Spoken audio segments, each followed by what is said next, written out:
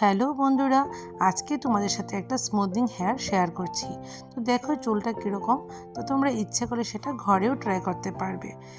এখন আমি মাঝখানে একটা পার্টিশন করে নিয়েছি। নেওয়ার পর এখন এটাকে আমি 4 ভাগ করে নিচ্ছি।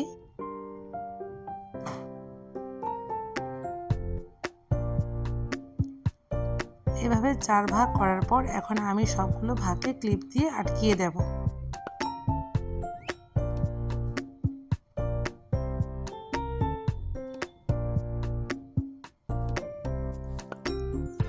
দেখে এভাবে ক্লিপ দিয়ে আটকানোর পর এখন আমি এভাবে পাতলা পাতলা সেকশন নিয়ে স্ক্যাল্প থেকে আমি 1 ইঞ্চ বা 1.5 ইঞ্চ উপর থেকে ক্রিমটা অ্যাপ্লাই করে নেব।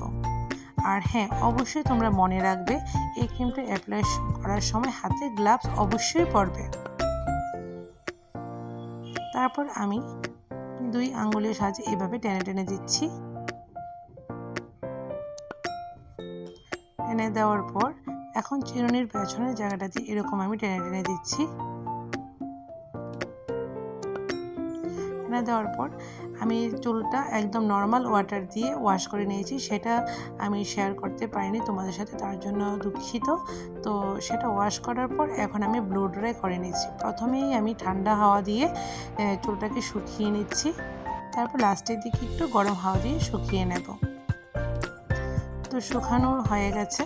হওয়ার পর এখন আমি এটাকে একদম পাতলা পাতলা সেকশন নিয়ে আয়রনিং করে নিচ্ছি। আমি প্রতিটা আয়রনিংয়ে 10 বার করে টেনে নিচ্ছি।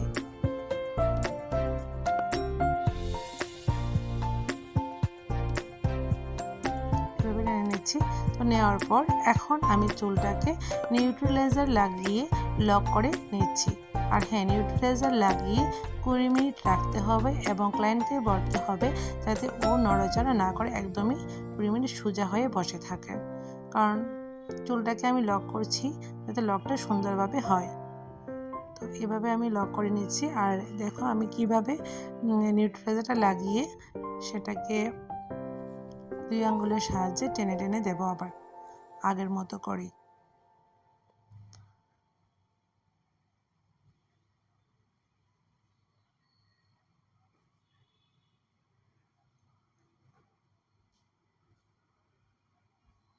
দেখো আবারও আমি পাতলা পাতলা সেকশন নিয়ে টেনে নিচ্ছি। এটা এত বেশি পাতলা না হলেও হবে, মোটামুটি একটা সেকশন নিয়ে তোমরা টেনে নিতে পারবে। এটা লাস্ট আমি আয়রনিংটা করছি।